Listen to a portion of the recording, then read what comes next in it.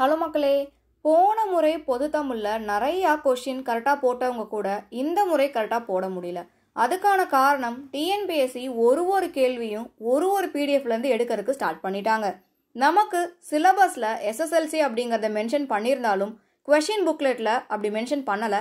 அதே மாதிரி அவங்க டிஎன்பிஎஸ்சி சைட்லேருந்து கொடுக்குற ட்விட்டர்லையும் நல்லா நோட் பண்ணி பார்த்தீங்கன்னா தெரியும், பாடத்திட்ட அடிப்படையில் தான் கேள்விகள் கேட்டிருக்கோம் அப்படிங்கிற மாதிரி கொடுத்துருக்காங்க. அது நமக்கு கரெக்டு தான். பாடத்திட்டம் அப்படிங்கிறது நமக்கு சிலபஸில் கொடுத்துருக்க வார்த்தைகளை பேஸ் பண்ணி கேட்குறது. சொல்லும் பொருளும் அப்படிங்கிறத எங்கேருந்து வேணால் கேட்கலாம். சிலபஸில் அந்த வார்த்தை இருக்குது, அந்த மாதிரி தான் நாங்கள் கேட்டிருக்கோம் அப்படிங்கிற மாதிரி கொடுத்துட்டாங்க. இதுக்கு பலதரப்பட்ட காரணங்கள் சொன்னாலும் பாதிக்கப்படுறது ஸ்டூடெண்ட்ஸ் தான். அடுத்தடுத்த எக்ஸாம் படிக்கலாமா வேணாமா, டிஎன்பிஎஸ்சி விட்டு போயிடலாமா அப்படிங்கிற மைண்ட் செட்டுக்கு வந்துட்டாங்க.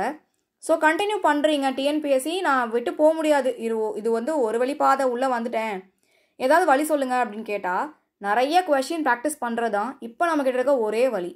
ஏன்னா கேள்வி எப்படி வேணாலும் வரும் அப்படிங்க தெரிஞ்சிருச்சு. நம்ம நிறையா குரல் கொடுத்துட்ருக்கோம். டிஎன்பிஎஸ்சி அதை காது கொடுத்து கேட்டாங்க அப்படின்னா நிறையா மாற்றலாம், இல்லை மாற்ற மாட்டோம் இப்படியே தான் போவோம் அப்படின்னு அவங்க சொன்னாலுமே அதுக்கு அடாப்ட் ஆகிற தவிர நம்மக்கிட்ட வேறு வழி கிடையாது.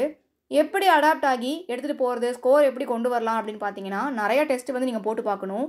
இனிமேல் நம்ம வாங்குன்னு படிக்கிறத விட்டுட்டு கான்செப்ட் வைஸ் எவ்வளோ படிக்க முடியுமோ படித்து முடிச்சுட்டு அதுக்கு அடுத்தடுத்து நம்ம நிறைய கேள்விகள் ப்ராக்டிஸ் பண்ணணும். அப்போ தான் சுத்தமாக தெரியாத கேள்வி கூட எப்படி எலிமினேட் பண்ணி போடுறது அப்படிங்கிறத கற்றுக்க முடியும்.